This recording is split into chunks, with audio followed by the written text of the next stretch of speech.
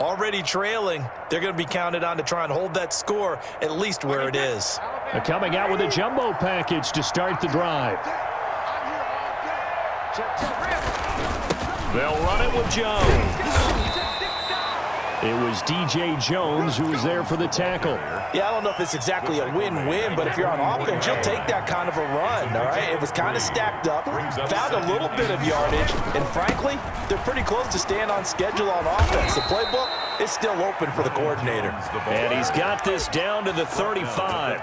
It's a first down on a gain of 10. Well, you certainly have to give a little credit here because they're playing this game now at their pace. This is ball control football, sustained runs, taking their time, and making it work. Brady on target there to Godwin. And all the way inside the 15 before they drop him. A good pickup there, 21 yards. Here's a 1st and 10 at the 14-yard line. On the draw, this is Fournette. And he'll get about 3 just outside the 10, stopped at the 11. Some of the most unselfish players on any football team, defensive tackles, because we ask them to just eat up blocks and allow other people to make tackles. But when he can make a play himself, as we just saw there, that's a big day.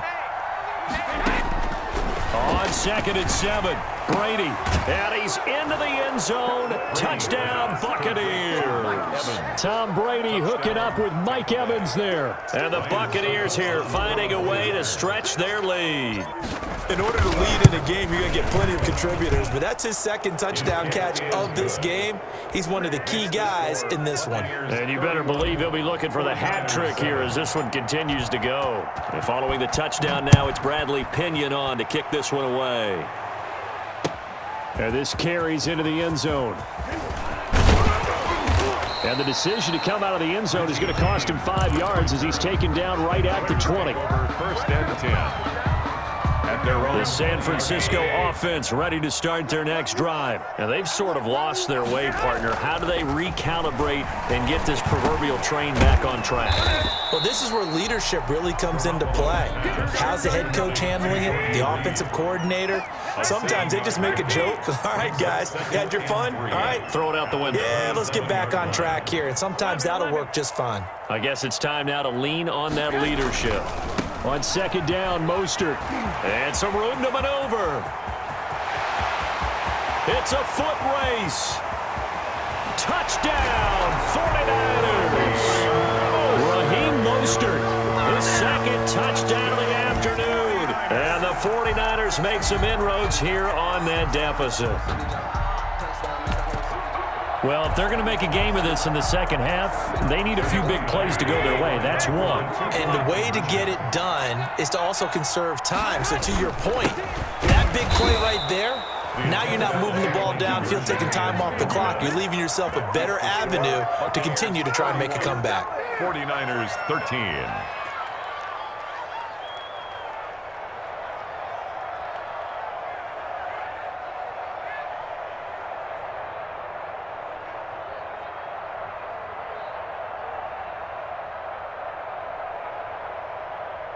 Mitch Wishnowsky to kick off for San Francisco.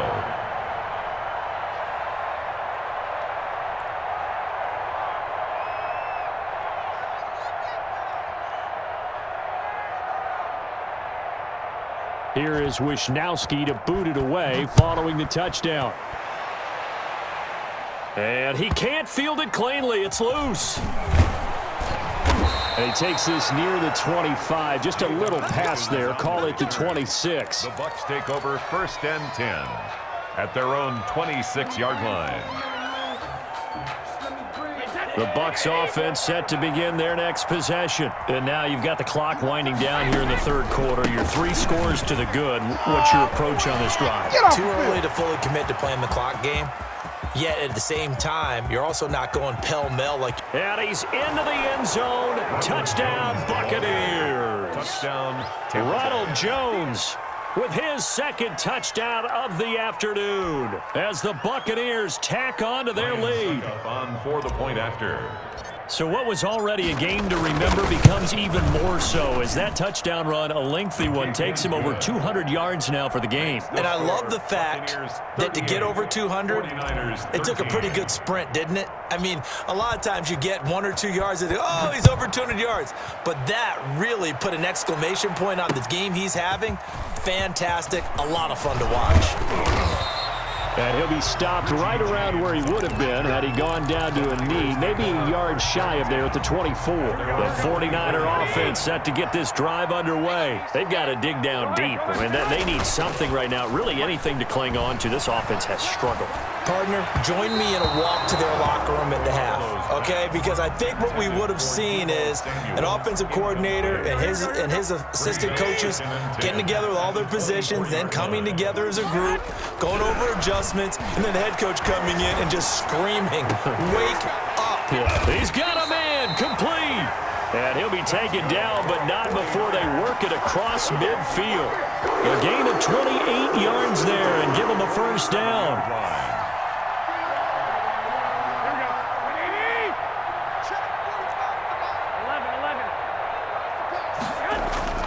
Here's Garoppolo to throw.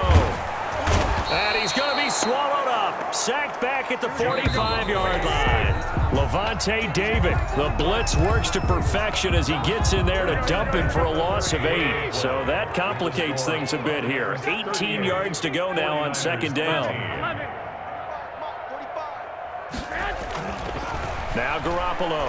Oh, he'll look downfield for Kittle. And that is incomplete. A lot of force bearing down on him there. He could not hang on. It's third down. The Niners on third down. They've hit 2 for 4 thus far. This will be a tough 3rd and 18. Throwing now is Garoppolo. And that will be incomplete. Has to be a little bit of frustration there. Back-to-back incompletions. Receivers blanketed on both attempts, this time on third down. All right, they're going to try and keep hope alive here on 4th down. They're going for it.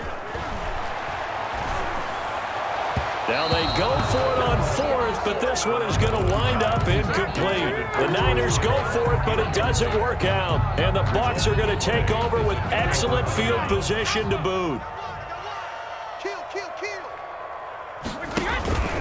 They'll run on first down. It's Jones. And he's corralled, but not before getting it inside the 35. It's a gain of 11, and the Bucs have a first down. 11 on the play. First down, Buccaneers. Shotgun now for Brady. He'll let this go for the end zone. And nearly picked it off. He had a chance to come down with that in the end zone, but it'll wind up just being incomplete. From the 34, they'll come to the line on 2nd and 10. Here's Jones. And he's going to have this pretty close to a first down as the tackle is made at the Niners' 26. That'll leave them with a 3rd and 2 coming up. They got 8 yards there. The Bucs on third down. Just 1 for 3 thus far. This time they face a 3rd and 2. Again, it's Jones. And taking it to the 15-yard line before he's brought down. It's a gain of 11, and the Bucs have a first down. No doubt those are the types of carries they're looking for here, Charles. The lead in the 4th quarter. This is when coaches that have a reliable running game, they breathe a little easier on the sideline. And he's into the end zone for a Tampa Bay touchdown. Tom Brady hooking up with Mike Evans there. And the Bucs offense continuing to pour it on. Well, they just continue to roll. And, Charles, for you and I, we want the close games, but for them, it has to be so nice to enjoy this big cushion. I can't remember the last time we saw them play this loose and have this much fun. I think they'd love to be able to capture this game, carry it with them from week to week, and be able to execute like this in all the rest of their games. Jerick McKinnon now to return. And it's a pretty good return here as he'll get this up to the 29. Take over 1st and 10 at their own 29-yard line. The San Francisco offense ready to start their next drive. And last time out, went for it on 4th down, turned it over, gave them great field position, turned into 6 points, so they've got to recover here, Charles. It's amazing what one decision can do in the chain of events, right? The decision to go for it on 4th down. Caused all of that. It caused every... And my goodness, another interception. picked off at about the 31. And they will finally get him as he's all the way down near the 40-yard line. The utter domination here just continues. This defense, I don't know what more we can say all around about their performance. Well, it certainly feels in this game like maybe they're facing a Canadian defense. 12 guys on the field.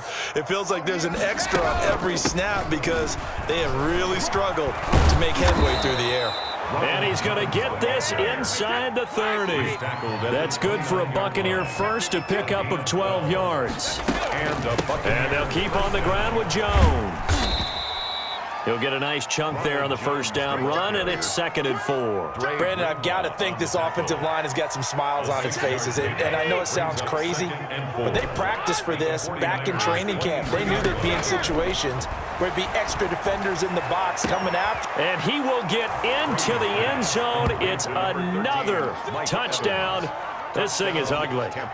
Well, where our booth is here, we can see all of the writers to our left, and their post-game stories, Charles, they have been filed for some time because this game, boy, is it lopsided. Yeah, we can see our guy Scoop. He's even got his fedora tipped over his face. I think he's taking a nap now. Nothing left to write for him, but how gratifying has it been for them to see what they've done in practice and carry it into a game and see the execution be so good.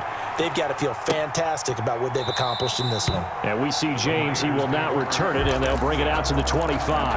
25-yard line. The 49er offense set to get this drive underway. And last time, one play interception. So this offense, they should be fresh. That's a good way of putting it. And I can't wait to see what they decide to do with play calling, because a one-play drive where you throw an interception, a lot of people think the very next time out, run the football, don't give them a chance. Maybe play action. I think maybe you go play action, show your quarterback, you got a little confidence in him, and let him fling another one.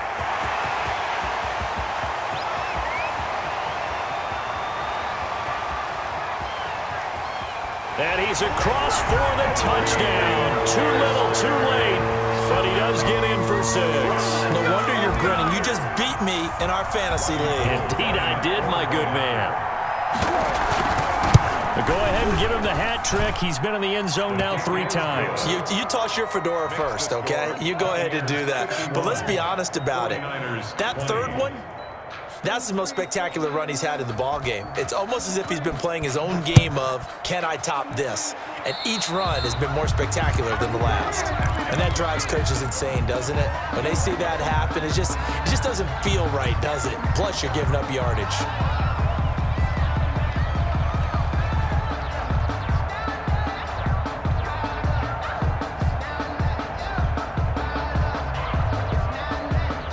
Good starting field position for them here as they come up 1st and 10 at their own 42.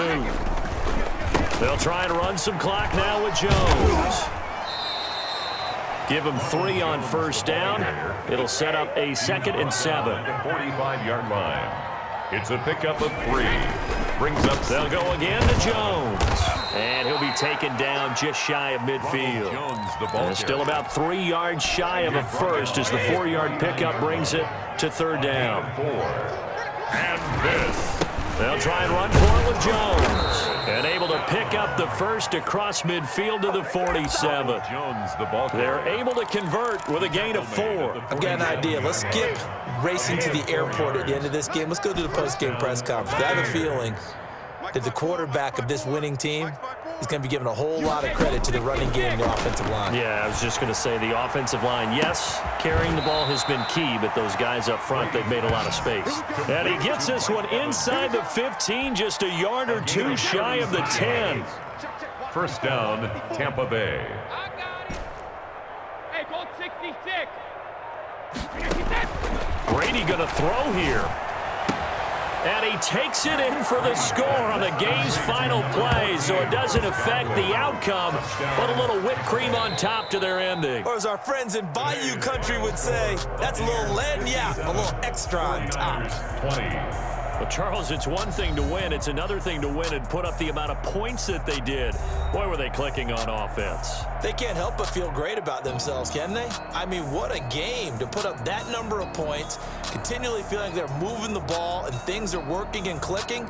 They think that they can bottle this and carry it with them. And as an offensive coordinator, you just don't think you can do anything wrong. Whatever you call, run, pass, it's all going to work. That's called being in the zone.